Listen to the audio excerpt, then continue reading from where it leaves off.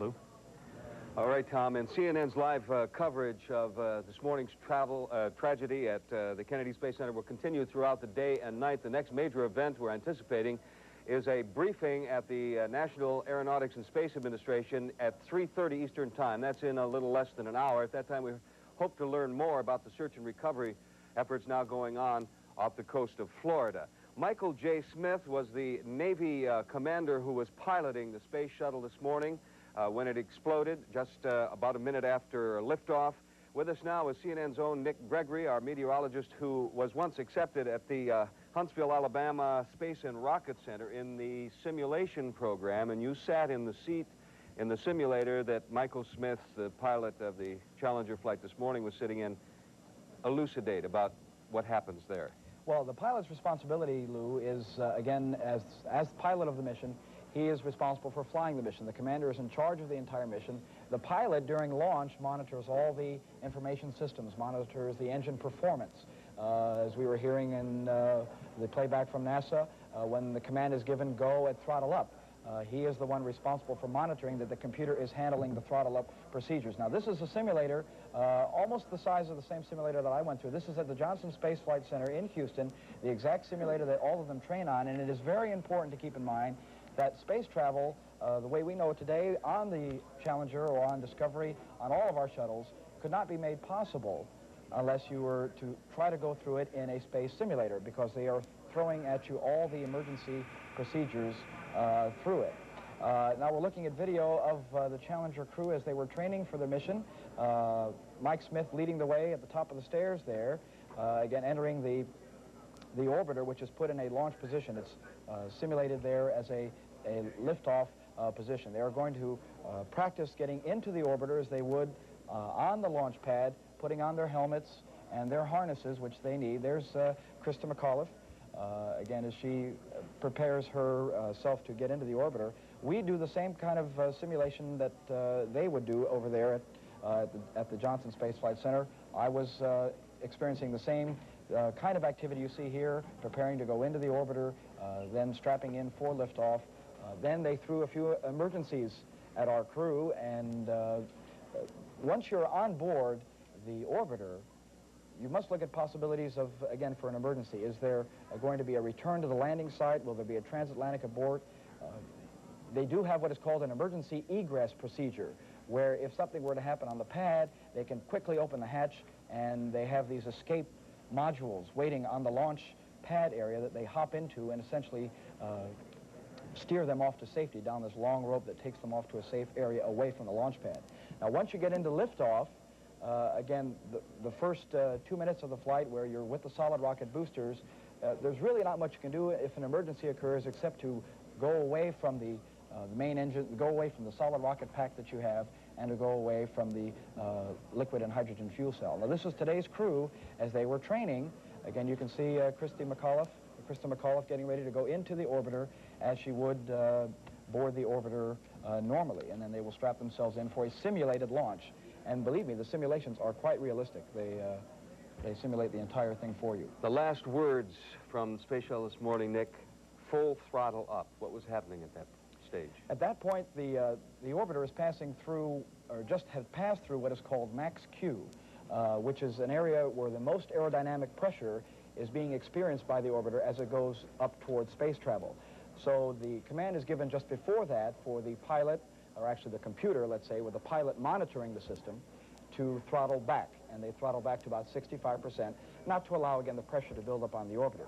Once they pass through the area, the word from mission control is, orbiter, your go at throttle up, and then the computer throttles back to 104% maximum thrust, and the pilot acknowledges that the orbiter is doing just that. Are you familiar with the evolution of the space shuttle program from the time when Columbia had the ejection seats to this flight of the Challenger, which had no means of escape for the astronauts? Yes, I am. The Columbia, when it was using as a test shuttle, let's say, the first few missions that were just test shuttles, they had it equipped with ejection seats.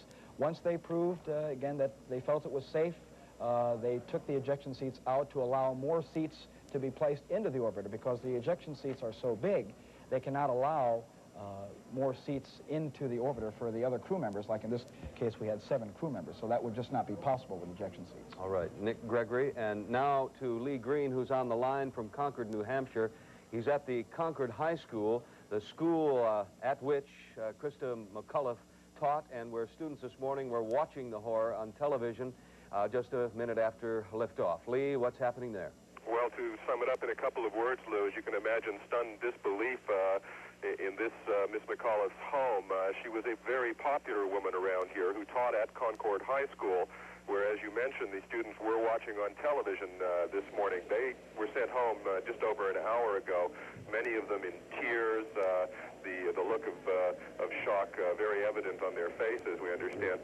It never occurred to most of the students that anything could go wrong with the shuttle. It's been such a smooth program up till now. At the very most, they'd expressed some impatience over the series of delays that plagued this particular shuttle.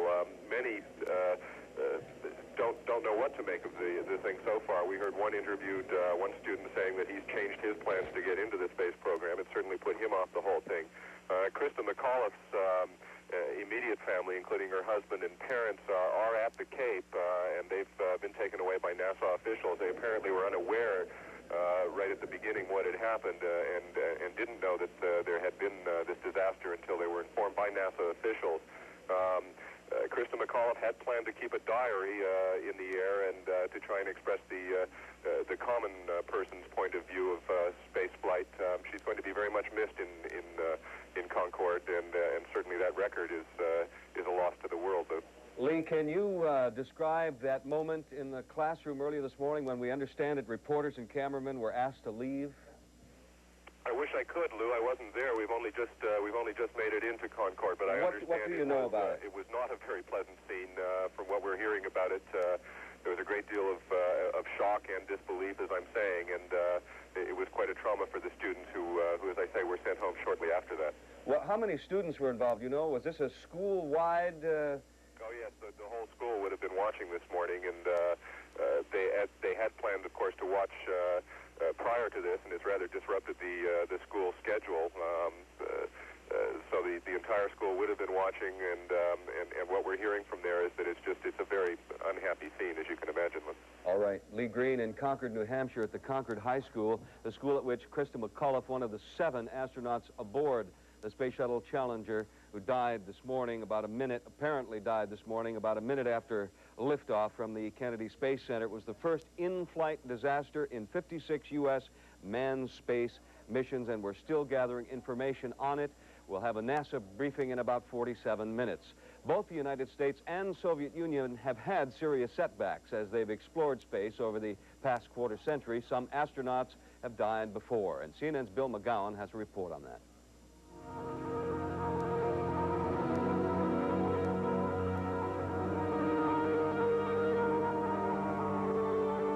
Tragedy struck once before in the U.S. space program.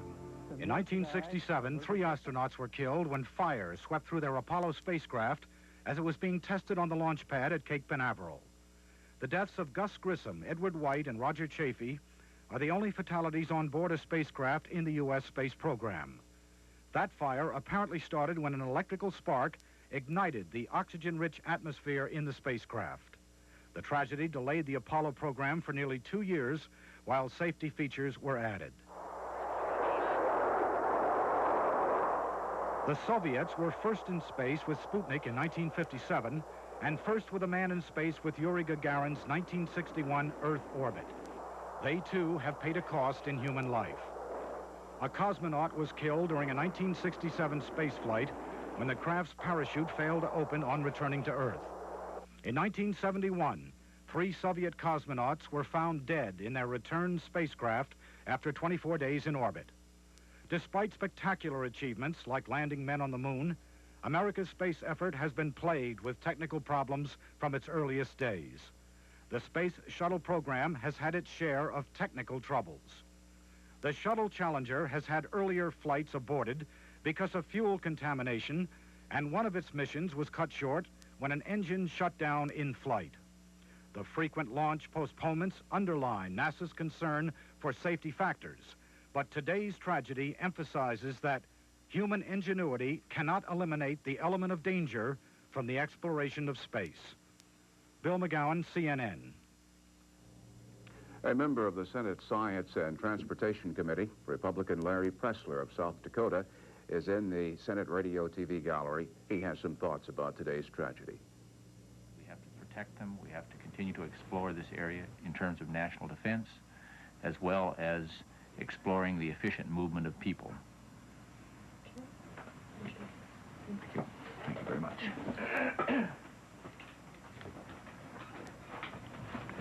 Senator Pressler joining others of his colleagues who've come forward to express themselves, not just as members of this Congress, but also as Americans grieving the loss of the Americans who presumably were lost in today's tragedy involving the shuttle mission.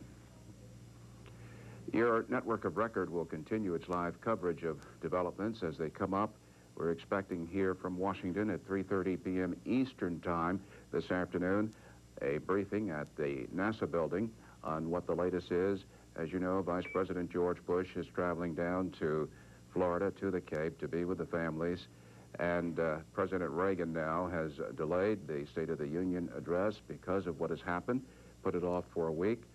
Larry Speaks says the president indeed does feel exactly what you, I, all Americans, and all persons around this planet are feeling. Back to Tom Mintier now in Atlanta. Tom? Bernie, as you were saying, the investigation will probably take months or even years to complete.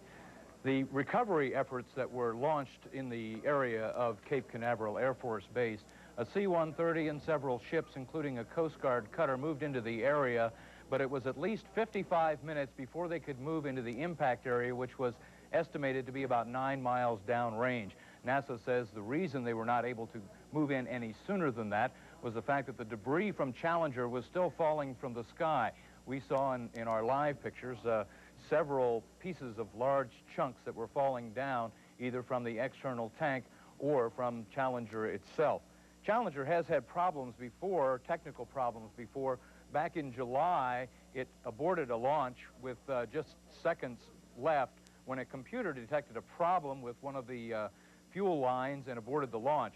About 17 days later, Challenger did blast off, but about 5 minutes and 15 seconds into the flight, a monitoring sensor on board Challenger reported overheating in one of the shuttle's main engines. And for the first time in the space program's history, an engine was shut down in flight. They were able to continue that flight on into a lower than expected orbit and able to continue on with their mission as scheduled. It went into that lower orbit with the remaining 2 engines simply by running them a little longer than expected. For those of you who may be just joining us, the accident occurred about 1 minute after liftoff from the Kennedy Space Center. There had been several delays throughout the morning because of concern about ice. Ice from freezing temperatures. It went down below freezing late last night, and there was concern as far back as Sunday about the cold temperatures that they would be launching under. They sent a crew out to the pad area about a half an hour before they launched to clean off some ice. 2-foot icicles were hanging from the structure that surrounds the space shuttle, and they went out and knocked those icicles off. They had an emergency meeting just prior to that when they decided that it would not cause a problem if there was ice on those structures. They decided by going out and taking them off that they could go ahead and proceed with the count. Yesterday, of course, they did not go because of winds at the landing area, the 3-mile runway at the Kennedy Space Center that would have been used had there not been an explosion. If the external tank had simply separated from the shuttle, they were able to then glide back to the area. They have several areas that they can glide to. At the earliest point, it is the 3-mile runway at the Kennedy Space Center, and then after a little farther in powered flight, it is a transatlantic abort site over in Spain and a new one established in Morocco. But 1 minute into the flight, a huge ball of fire and smoke erupted around the shuttle, and then there was nothing left. Lou? Okay, Tom, it could be pointed out that this shuttle, Challenger, that exploded today has had troubles before. In July of last year, just before launch, a computer detected contamination in Challenger's hydrogen fuel and aborted that launch. 17 days later, Challenger blasted off, but 5 minutes and 15 seconds into that flight, a monitoring device reported overheating in one of the main engines. And for the first time in history of the space program, an engine was shut down in flight before the Shuttle Challenger reached its orbit. The pictures are horrifying. A feeling of disbelief when they were first shown live this morning here on CNN. We'll show them to you again, beginning just before liftoff at the Kennedy Space Center in Florida. Started.